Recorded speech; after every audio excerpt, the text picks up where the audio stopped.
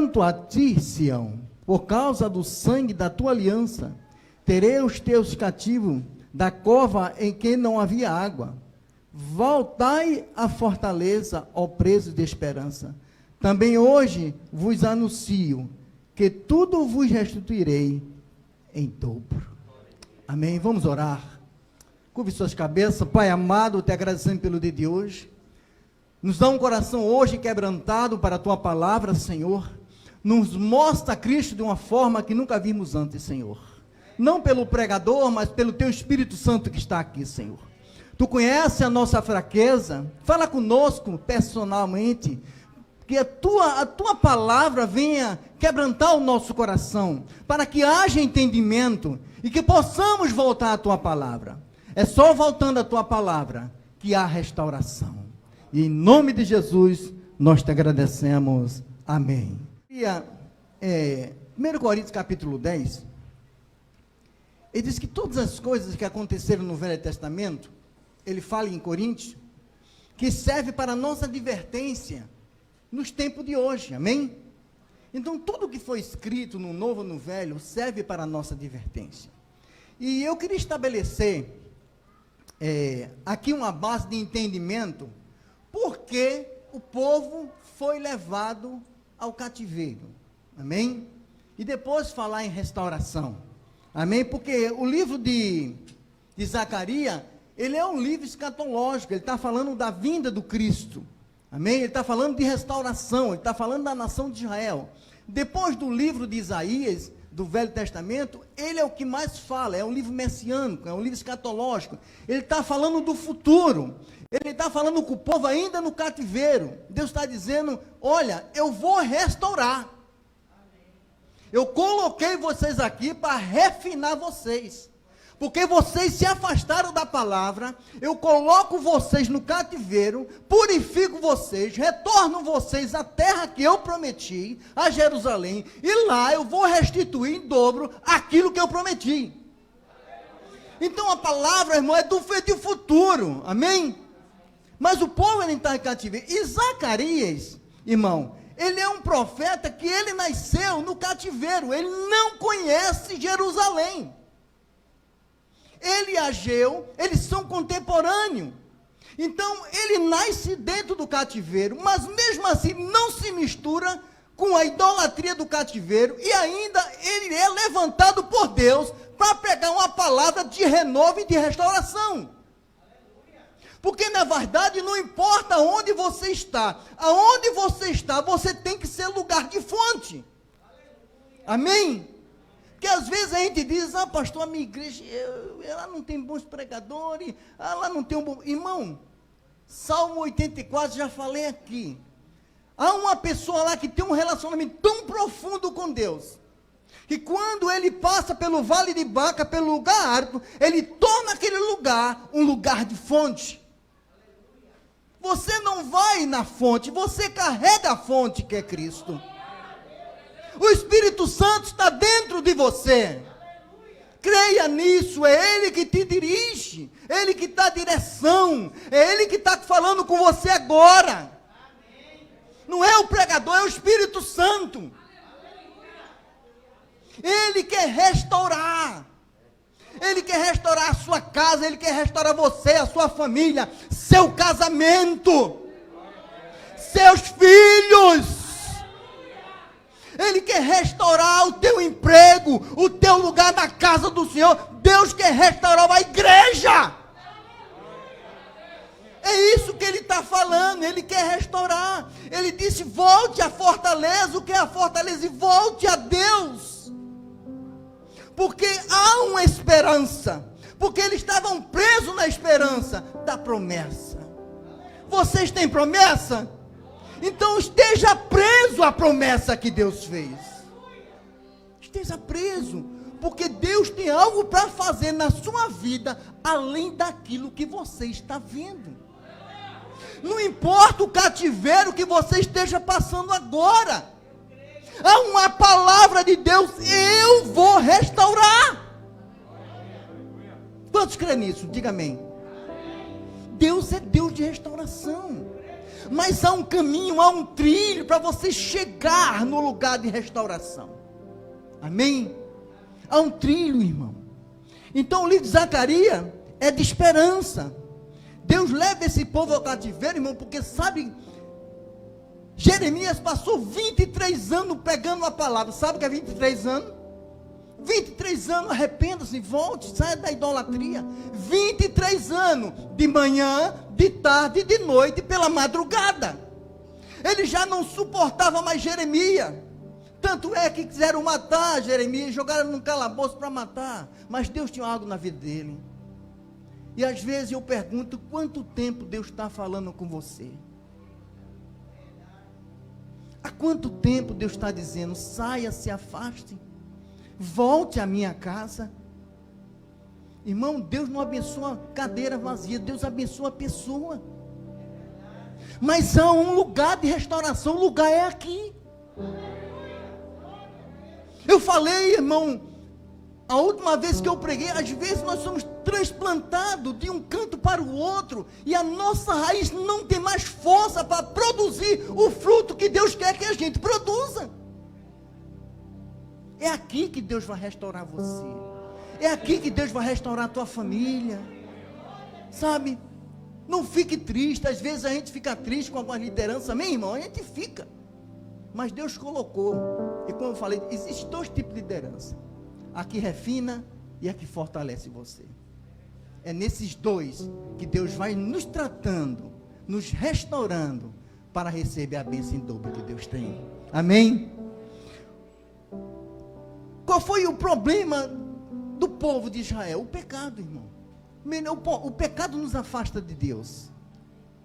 E muitas vezes nós estamos cometendo algo que a gente pensa que está certo, mas é errado. Lembra que eu falei, nem tudo que é bom é de Deus? Porque às vezes nós entendemos que algo que é bom na nossa vida seja de Deus, e não é de Deus. Eu falei aqui na outra pregação que a Eva, ela não correu para o lado mal da árvore, ela foi para o lado bom. Mas era o lado bom que não era bom para Deus, e nem para ela. Então, há momentos na nossa vida que nós estamos em um lugar que não é o lugar que Deus quer que a gente esteja. Amém? Então, o primeiro coisa que aconteceu, eles perderam o temor do Senhor. Irmão, o grande problema de muitos cristãos é perder o temor.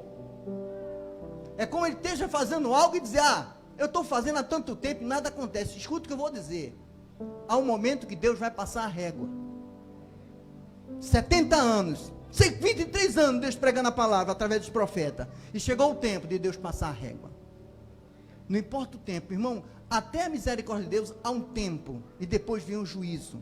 Lembre-se, Novo Testamento tem juízo também, amém? Tem gente que pensa que é só do velho, mas o novo tem juízo também. Quem diz Ananias e Safira, não é? Há juízo.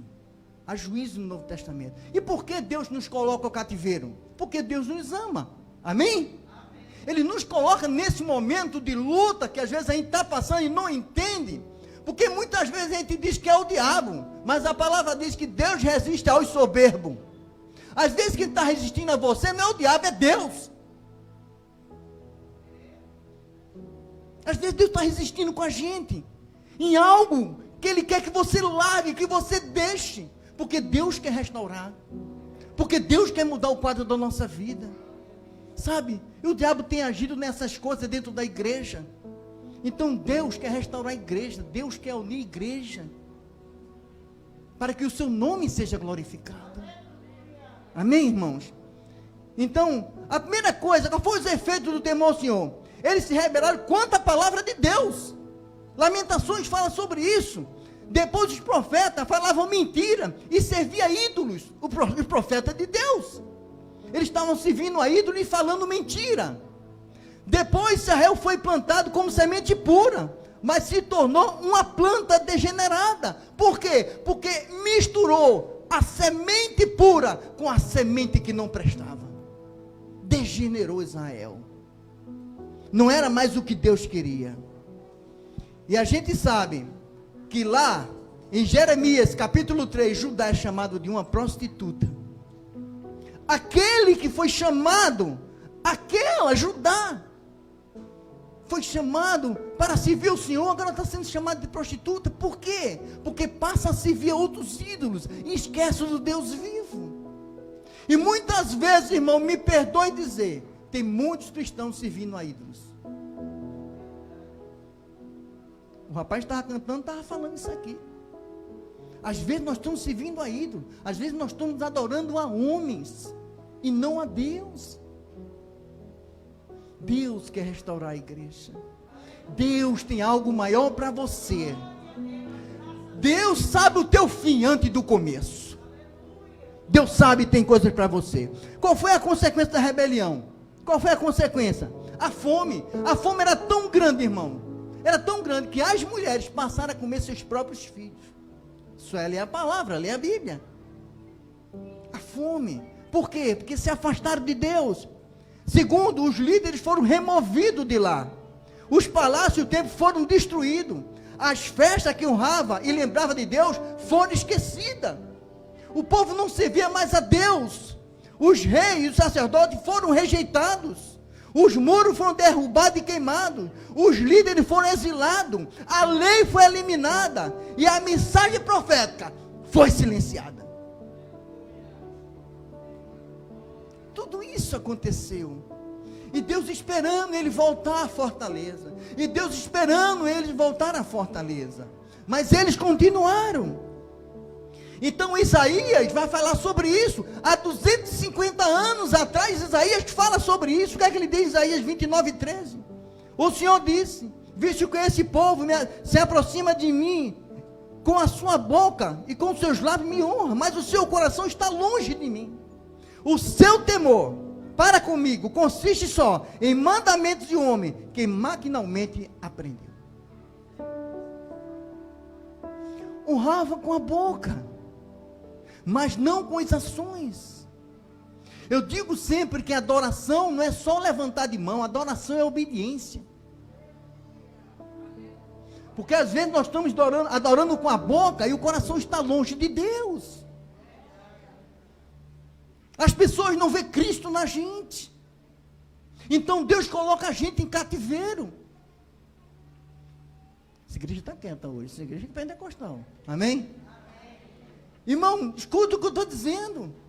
Tem lugar na área da nossa vida que precisa de restauração. Quem dirige sabe, isso é uma coisa chamada ponto cego, né? Quem dirige, ponto cego. Tem muito ponto cego na vida da gente. Quem vê é quem está fora. Por isso que o irmão tem que corrigir um outro em amor. Amém? Chama o outro, aí não pode deixar uma pessoa se perder, chama o outro e corrige. Amém? Mas com amor. Porque às vezes, irmão, a gente quer retalhar o irmão. O irmão cai, não sei nem do diabo. A gente larga o malho. A gente bate valendo. Não é? Irmãos, aqui nós estamos para corrigir o outro em amor. Amém, irmãos? Então, o que foi que aconteceu aqui, irmão? O povo se afasta do Senhor. Vai se afastando, honra com os lábios. Esse povo ia ao templo levar sacrifício. Há um momento que Deus disse: eu não quero que vocês tragam esse sacrifício para cá. Se possível, alguém fechasse a porta do templo. Porque vocês trazem esse sacrifício que não me agrada. Qual era o sacrifício, irmão? Deixa eu dar um exemplo. Você tinha 2 cordeiros. Um cego e um bom. Porque o cordeiro tem que ser perfeito, amém? Porque simbolizava o Cristo. Um cego e um bom. Aí o que acontece? Eu pego o bom e levo para a feira para vender. O cego vai ganhar menos. Mas quando eu levo para vender o bom, não é? Eu ganho mais dinheiro. E eu pego o cego e levo para onde? Para o altar do Senhor. Aí quando chega no altar, o sacerdote, que era o churrasqueiro, amém? Ele parte, pega a sua parte e entrega a parte para a pessoa que trouxe o sacrifício. Quando você está comendo sacrifício, aí o cara disse: que coisa boa esse cordeiro. Aí você dizia: pena que o animal é cego. Irmão, a diferença dele ser cego ou não? A carne dele não. A grande questão é o que eu levei para o Senhor, não honra ao Senhor. Eu levei o pior para o Senhor. Quantas vezes a gente traz o pior para a casa do Senhor? Você se lembra que o livro de Ageu vai falando de restaurar a segunda casa. Eles voltaram a Jerusalém, mas não voltaram a Deus. Porque ele começa a construir o templo e depois passa mais ou menos 15 anos para terminar o templo. Sabe por quê? Porque ele estava se preocupando com as suas casas e esqueceram do templo do Senhor. Quantos estão mais preocupados com as suas casas do que com o templo do Senhor? Eu fiquei triste quando eu vi essa frente aqui. E eu orei a Deus, Senhor, para essa chuva, porque é um culto de louvor ao teu nome sábado. E Deus parou a chuva, para que vocês estivessem aqui hoje. Isso é amor de Deus. No Velho Testamento, no Novo Testamento também há uma palavra sobre isso. Porque isso não só aconteceu no Novo, aconteceu no Velho, só no Novo também tinha isso. Lá em Marcos 7,6, ele está respondendo aos fariseus, bem profetizou Isaías a respeito de vós, hipócritas, como está escrito, este povo honra-me com os seus lábios, mas o seu coração está longe de mim. Eu tinha um pastor que ele dizia assim, Sérgio, sabe qual é a hora que a gente mais mente? Eu digo, sei nem, pastor, quando louva. Como assim? Tudo entregarei. Não entrega nem um tempo. Quem está entendendo, diga amém. Mesmo não gostando, que é amém fraco. É de restauração. Amém, irmão? Eu estou ensinando a palavra, irmão. Meu negócio é ensinar a palavra, amém, irmão? E dentro tem uma mensagem. Amém? E muitas vezes nós estamos louvando a Deus com os lábios, mas o coração está longe. Porque o que Deus quer, meu Deus primeiro, não quer a sua oferta não, Ele quer você. Porque a palavra diz, antes de aceitar a sua oferta, Ele tem que aceitar você. Não é a oferta, é você. Você é a maior oferta para Deus. Ele quer você. Amém, irmãos? Então Mateus 15 também fala sobre isso. Esse povo servia a Deus na imagem que havia criado, não segundo a sua verdade, a verdadeira imagem, mas de acordo com os padrões feitos por homens. Irmão, estamos servindo a um Cristo que é feito por homem e não o nosso Cristo verdadeiro. Estão pregando um Cristo que não é bíblico. Estão servindo a um Cristo feito por homens e não o Cristo de Deus. Esse é o grande problema. O Cristo verdadeiro, irmãos, evangelho verdadeiro é morrer. Porque amar a Deus pode custar a tua vida. João Batista, qual foi o tempo do ministério dele? 6 meses. Ele se preparou 30 anos para o ministério de 6 meses. Ele perdeu a cabeça, porque ele confrontou os desejos sexuais de uma pessoa, de Herodes. E perdeu a cabeça. Precisamos perder a cabeça, irmãos. Amém? Então, essa foi a mesma transgressão de Eva e de Adão. Amém? Foi a mesma coisa, Adão e Eva, em Gênesis 3,15. O que é que acontece? 3,5. Porque Deus sabe que no dia em que dele comeres, se vos abrirão os olhos, como Deus sereis conhecedores do bem e como mal. O que é que está acontecendo aqui? O que é que o diabo está dizendo para Eva e Adão? Se vocês comerem disso, vocês serão igual a Deus. Então eles transformaram a imagem de Deus à nossa semelhança. Entende o que é que eu quero dizer? A mesma transgressão lá do tempo do povo que estava ali no deserto e que saiu para a terra prometida, é a mesma que começou com Adão e Eva. O diabo também fez a mesma coisa. Ele queria subir acima de Deus, ser igual a Deus. Quantas pessoas não querem ser igual a Deus? Porque querem manipular, manobrar as pessoas e não conduzir as pessoas em Cristo. Querem usar as pessoas e não amar as pessoas. Muitos querem ser parecidos com Deus. Amém?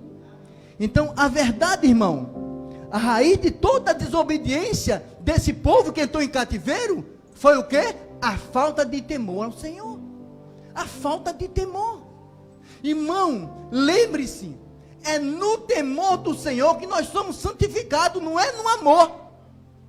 Paulo fala aos Coríntios, é no temor do Senhor. Quantos cristãos perderam o temor do Senhor? Esse povo foi cativeiro porque perdeu o temor do Senhor. E dizia, não vai acontecer nada não. Faz tempo que a gente faz isso. Mas chega o dia da régua. Chega o dia de Deus cobrar. E esse dia, às vezes, é difícil, amém? Os filhos, irmão, quando de Israel saíram do Egito, se lembra que eles fizeram a mesma coisa. Lá em Êxodo, o que aconteceu? O que aconteceu, irmão? Eles, quando Moisés estava recebendo os 10 mandamentos, onde é que Arão estava? Embaixo. Porque Arão foi chamado também para ir para o monte. Porque Arão foi chamado para falar para Moisés. Agora Arão está falando pelo povo. Amém? Aí o que acontece? Eles estão lá, fazendo um bezerro de ouro.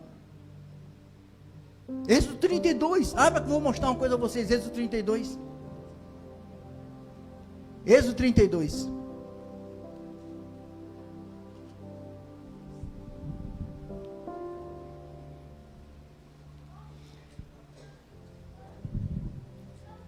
Vamos para Êxodo 20 e 20, antes de 32, 20 e 20.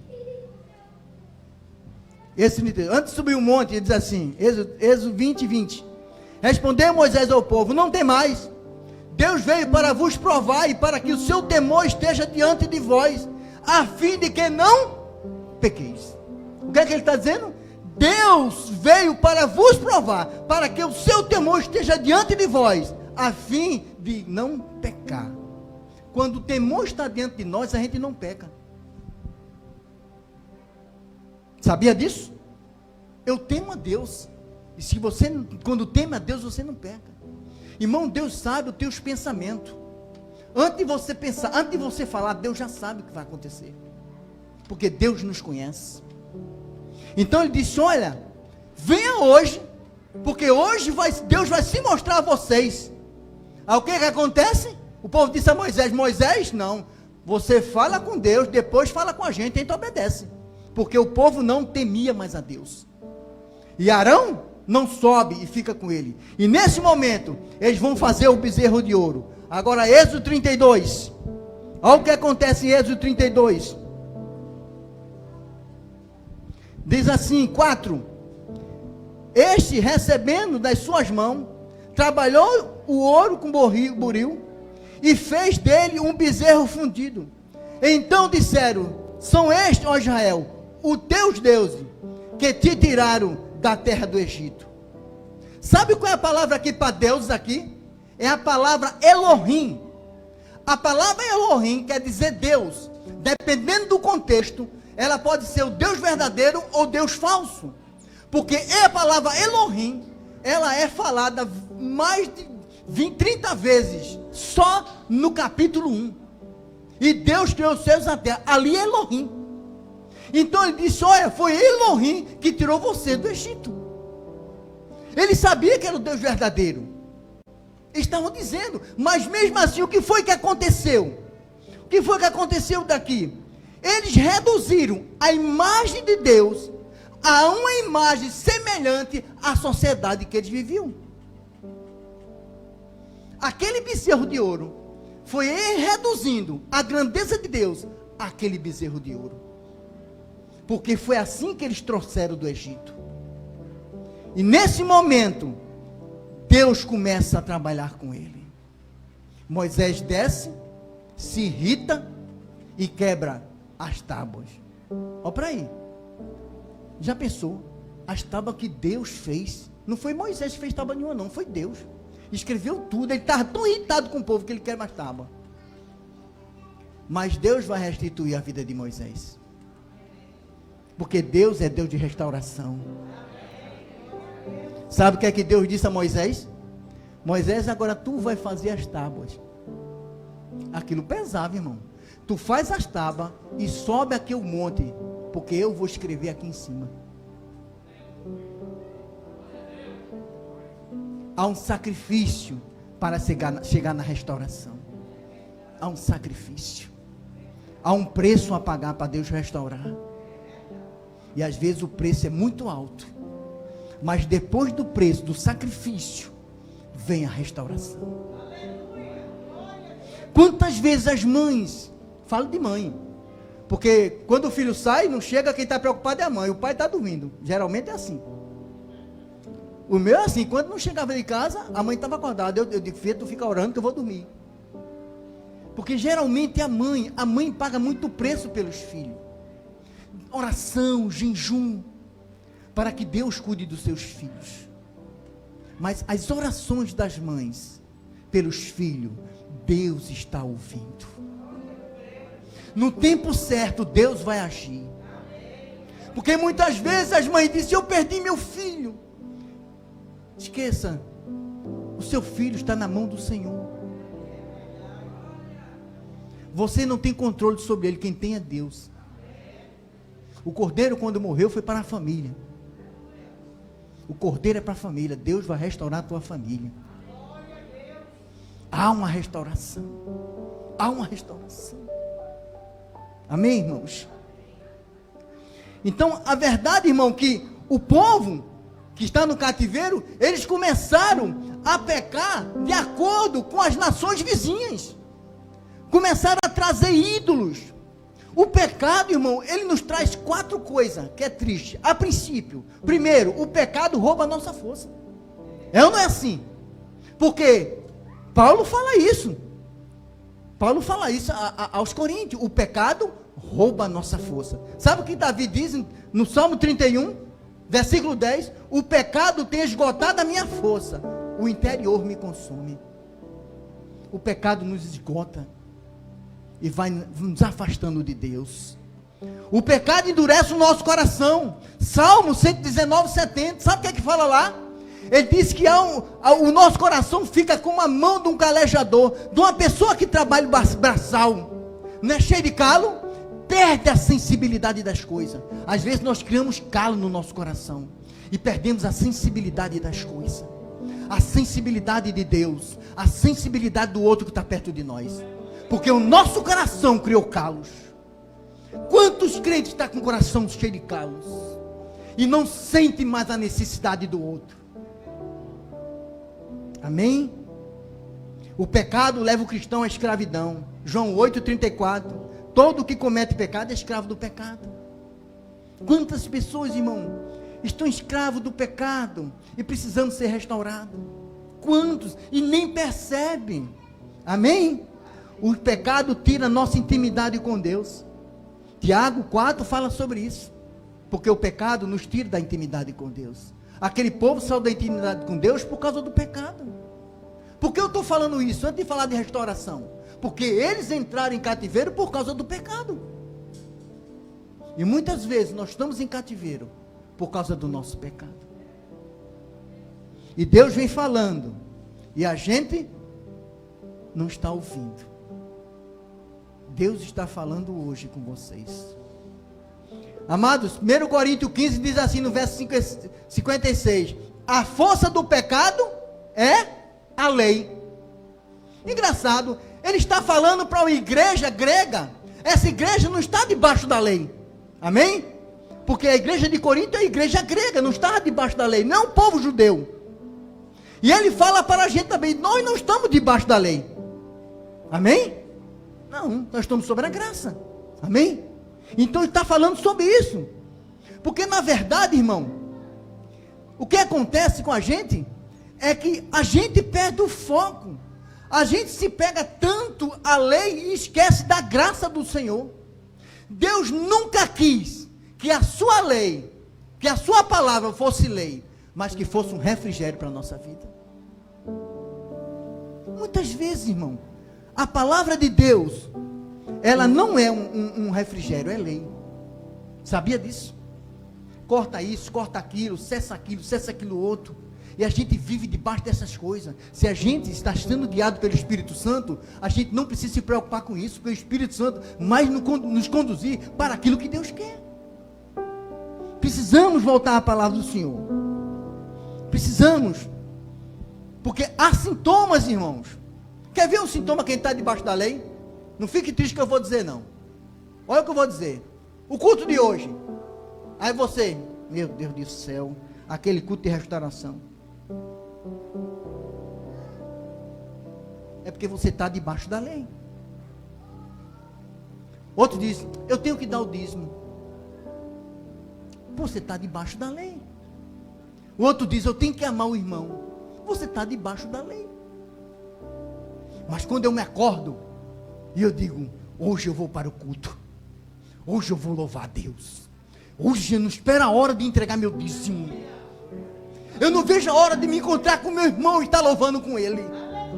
Isso é estar debaixo da graça e não debaixo da lei. Porque a palavra de Deus tem que ser um refrigério, tem que ser um alívio para a nossa vida e não a lei.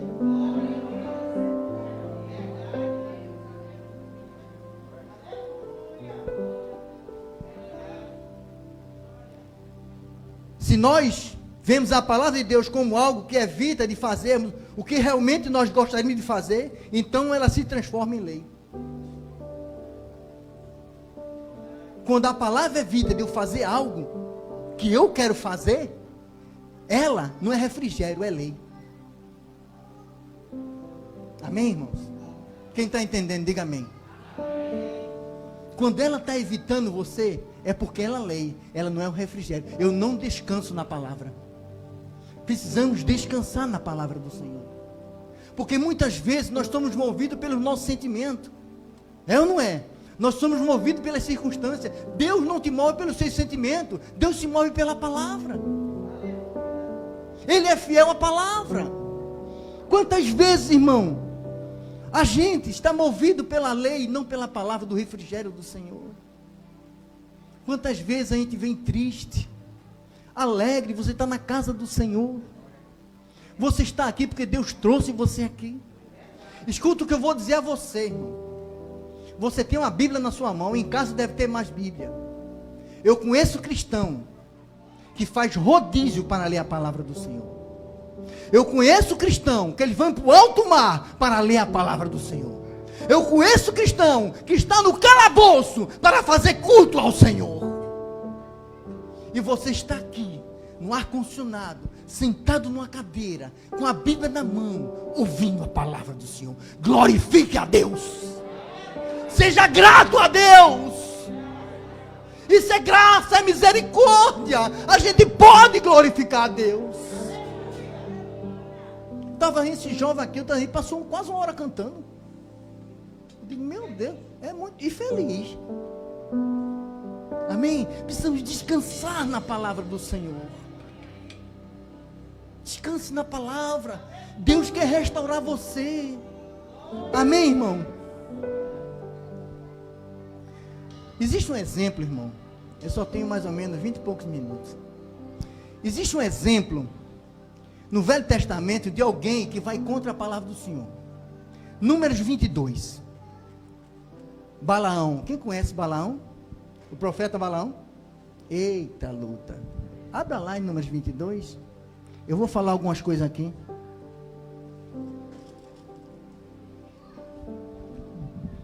Balaão era um profeta, irmãos. Números 22. Balaão, profeta, o que ele falava, irmão, Deus ouvia. Aquele que ele abençoava, seria abençoado. Aquele que ele amaldiçoava, seria amaldiçoado. É um homem que tem intimidade com Deus ou não é? Tem intimidade com Deus. O que é que acontece? Quando o povo sai do Egito, o povo de Israel, então estão acampados nas planícies de Moabe e de Midian. Um povo muito grande. Então o rei Balaque está preocupado. O rei Balaque está preocupado, porque olha, se esse povo fez o que fez com a maior nação do mundo, ele vai arrebentar Moabe e Midian. Aí o que é que ele faz? Ele pega uns anciões, pega uma oferta, e disse, vá lá, fale com Balaão, e peça para ele vir aqui, amaldiçoar Israel. Olha para aí. Então os anciãos pegam a oferta e saem andando para lá. Agora veja o que acontece. Aí ele vai no versículo, diz assim, no versículo 8, Balaão lhe disse, ficai aqui esta noite, e vos trarei resposta como o Senhor me falar. Então os príncipes dos Moabitas ficaram com Balaão. Olha, irmão, tem coisa na palavra que a gente não precisa nem orar. Precisa orar para amar o irmão? Precisa orar para dar dízimo, para ofertar? Precisa? Mas tem crente que vai orar. Aí disse, fica aqui, que eu vou consultar Deus. Então ele vai consultar Deus. Aí lá no verso 12, no verso 12 diz assim, disse Deus a Balaão, não irás com eles, nem amaldiçoar o povo, porque é povo abençoado.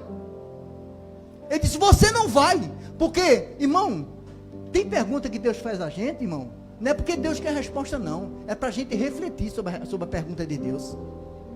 Ele disse, você não vai com ele, porque Israel é um povo abençoado.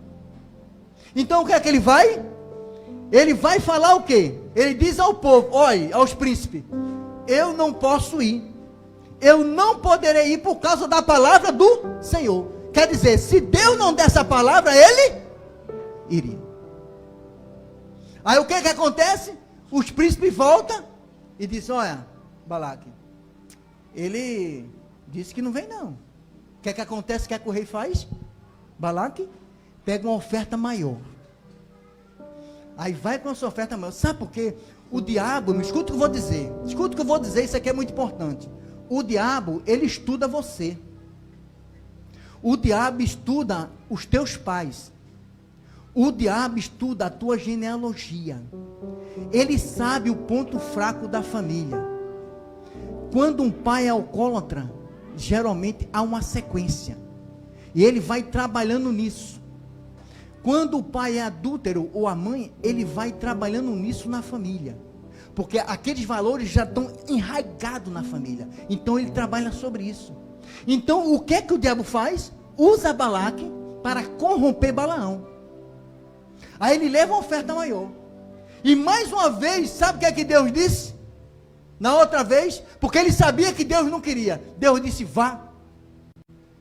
Como é que pode? Deus disse, não vá, depois disse, vá. Deus é bipolar?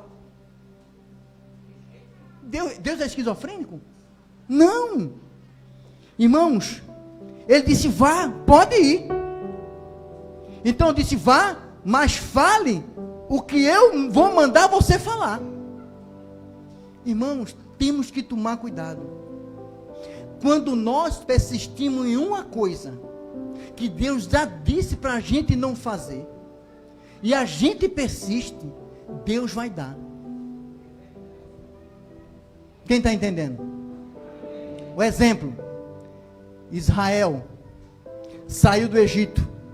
Deus estava mandando todo dia o quê? Maná. Era ou não era? Maná. Aí ele disse, eu não aguento mais, eu quero o quê?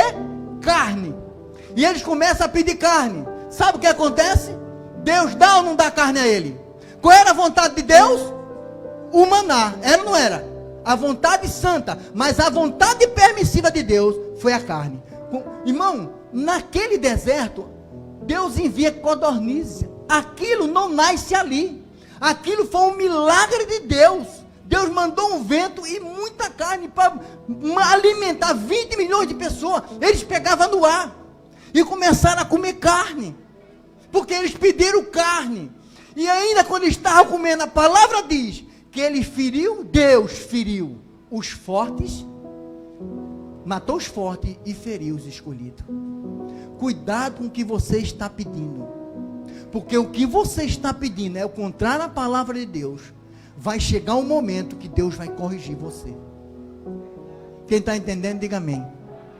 Temos que tomar cuidado com isso. Então Balaão, ele quis ir. Quando ele está indo, o que é que a palavra diz? Deus se irou com ele, porque não era para ele ir. Então o que é que Deus manda? Deus manda um anjo. Ele está montado na burra para ir com os anciãos de Moabe. No caminho, a jumenta viu o anjo e ele não viu. A jumenta estava mais crente do que Balaão. Ela teve a visão do anjo, ele não teve. Por quê? Porque ele estava querendo fazer algo que não agradava a Deus. Então ele pagou o preço. Amém? Porque quando ele vê o anjo, depois que a burra fala com ele, irmão. A burra fala com ele. E pergunta: por que você está me batendo tanto? O que foi que eu fiz com você? Ele disse: olha, se eu tivesse uma espada, eu te matava agora. A burra mais crente do que Balaão. Por quê? Porque ele estava querendo algo que Deus não queria na vida dele. Quando você está persistindo em algo que Deus não quer, que você sabe e você continua, Deus vai fazer. Mesmo que depois venha o juízo. Foi ou não foi assim? Foi assim. Outro exemplo, Israel. Israel queria um rei, ou não foi? Deus disse: eu quero ser o teu rei. Ele disse: não, eu quero um rei. Aí Samuel: Samuel, chega: Deus, eles estão querendo um rei. Aí Deus disse: não, diga a ele que eu sou o rei deles. Aí ele volta para o povo: oi, Deus é rei de vocês. Ele disse: mas eu quero um rei. Aí Samuel volta de novo e diz: Senhor, ele disse que é um rei. Aí disse: dê um rei a ele. E Deus permitiu que deu quem a ele? Saul. Cuidado com o que você está pedindo. Se for contrário à palavra de Deus, vai ser problema. Amém? A igreja está quieta, parece uma igreja presbiteriana, é pentecostal isso aqui. Glória a Deus, aleluia!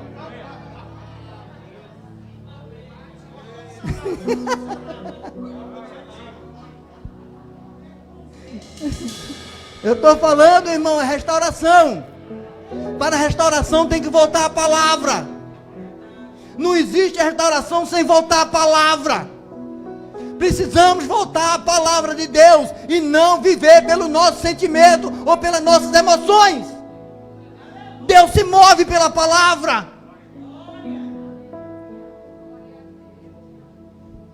Amém? Temos que tomar cuidado com isso, irmão. Estou passando por causa da hora. Amém? Amados, Deus quer restaurar a tua vida. Há um caminho para a restauração, irmão. Há um caminho. Qual é o caminho? Quebrantamento. Existe, irmão, um caminho entre o conhecimento e a transformação. É quebrantamento.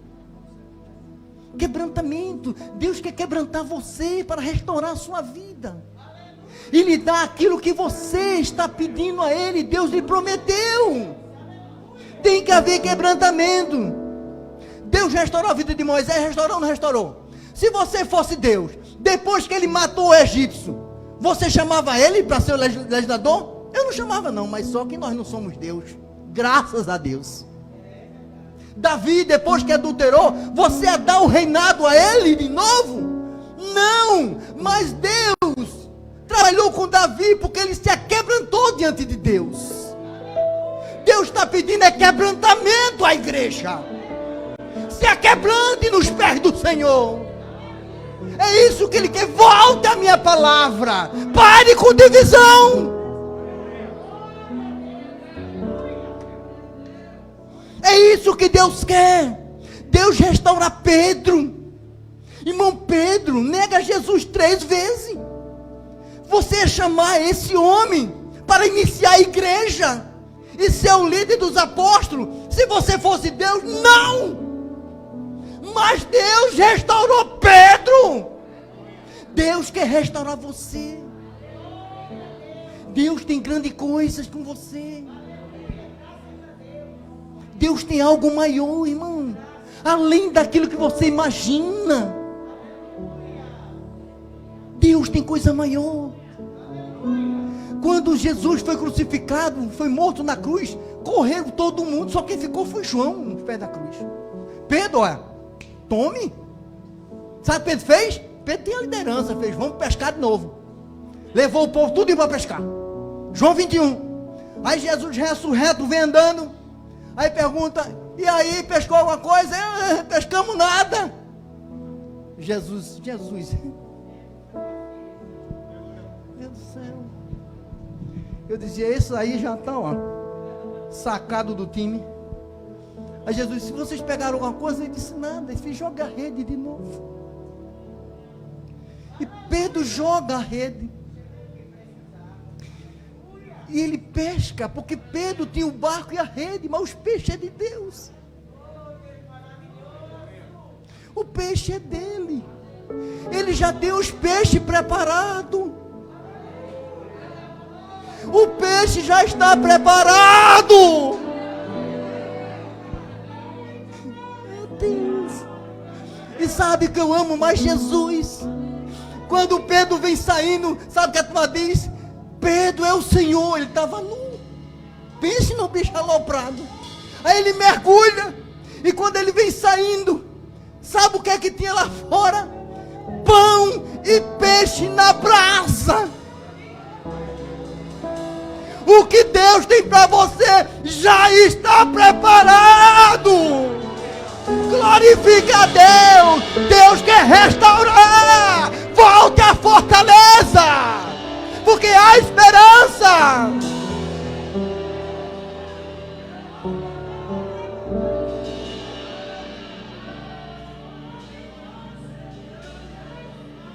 Precisamos voltar, irmãos. Precisamos voltar à palavra. Muitas vezes nós estamos longe da palavra de Deus. Sabe, irmãos? Eu converso muito com a minha esposa sobre as mensagens da gente, sobre o que a gente está falando. E a gente, às vezes, diz um para o outro: precisamos nos quebrantar aqui. Eu digo: eu estou falho aqui. Ela diz: eu estou falho aqui. Vamos orar, vamos consertar isso. Porque é a graça que conserta, não é você. Quando eu me rendo, o Espírito Santo transforma.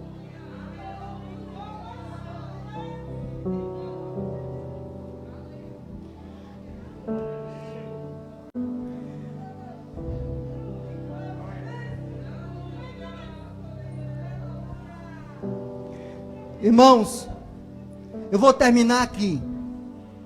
Ainda tenho acho que uns 10 minutos. Deixa eu falar de restauração. 1 Reis capítulo 18. Vou ficar aqui. Eu podia passar a noite todinha falando sobre isso. Capítulo 18. O povo estava afastado do Senhor. 3 anos e meio sem chover. Porque Elias foi a Acabe e disse: olha, não vai haver chuva enquanto eu não falar. E passou 3 anos e meio sem chuva. Então o que é que acontece? Elias, ele vai diante dos profetas de Baal e faz um duelo no Monte Carmelo. Havia um duelo, cada um montou um altar. Elias agora, irmão, quer trazer o povo, restaurar o povo para Deus. 1 Reis, capítulo 18. Termino aqui. Então ele está lá fazendo duelo. Ele disse: olha, vocês começam a orar, os profetas de Baal, aos deuses de vocês. Fizeram altar, botaram lá o sacrifício em cima. E disse: aquele primeiro que cair fogo, esse será o Deus verdadeiro. Elias confiar em Deus, não confiava. Ele viu o fogo sair do céu, fogo cair do céu, porque não pode mandar chuva. Então os profetas de Baal começam lá, o dia todinho. Ele disse: ora mais, pode ser que teu Deus esteja dormindo. Eles oraram. Quando terminou, sabe o que é que ele diz? Verso 30 diz assim: então Elias disse a todo o povo: chegai-vos a mim. E todo o povo chegou a ele. Elias restaurou o altar do Senhor. Diga: restaurou o altar. Deus quer restaurar o altar da tua casa. Elias restaurou o altar, segundo o número de tribos dos filhos de Jacó. O que é que ele faz? Ele pega 12 pedras. Cada pedra simbolizava uma tribo, porque as tribos estavam divididas, tribo do norte e tribo do sul. Então ele reúne as tribos aqui, 12 pedras. Aí o que é que acontece? O que é que está faltando? Água, é ou não é? Não chove, o povo está tudo lá. Aí ele diz: o que é que ele faz? Ele manda pegar 4 cântaros, encher de água. De onde veio essa água? Os animais estavam morrendo de sede. A água que veio do cantil deles, porque o povo foi para o Monte Carmelo ver o duelo. Ele se encha 4 cântaros. Ele manda 3 vezes. 3 vezes 4? 12. Cada cântaro simbolizava uma tribo. E sabe o que ele faz?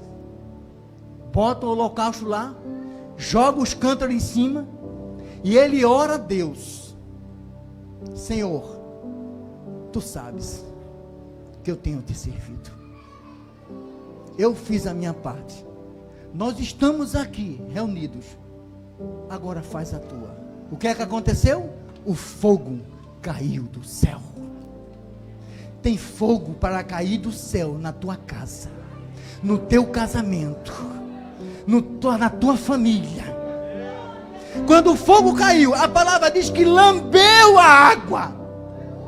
Irmão, há muito tempo eu pensava que o sacrifício era o cordeiro. O sacrifício não foi o cordeiro, foi a água. Porque eles sacrificaram a água. Sabe o que Deus disse? Por vocês restaurar o altar e vocês voltarem para mim, vocês me deram pouco, mas eu vou dar mais agora em dobro. Veio uma chuva que inundou tudo. Vem chuva aí. Vem chuva na tua casa. Vem chuva no teu casamento. Vem chuva nas tuas finanças. Vem chuva no teu relacionamento com Deus. Ele só quer que você restaure o altar. Volte à fortaleza, porque ainda há esperança. Deus vai restituir o que você perdeu. Creia na palavra. Deus só quer restaurar. Deus quer unir a igreja. É isso que Deus quer. Deus quer unir a família.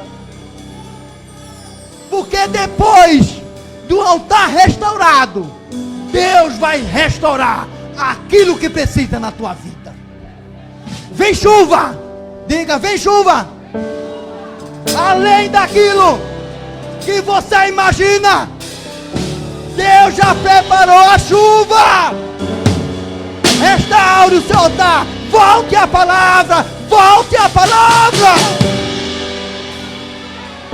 Deus é Deus para cumprir o que te prometeu. A promessa que Ele fez lá atrás, Ele não esqueceu. A dor que você está passando não é maior do que a promessa que Ele fez.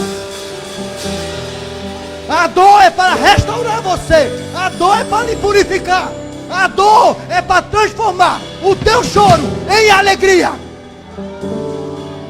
Volte à palavra. Volte à igreja. Foi aqui que Deus plantou você. E é aqui que você vai florescer.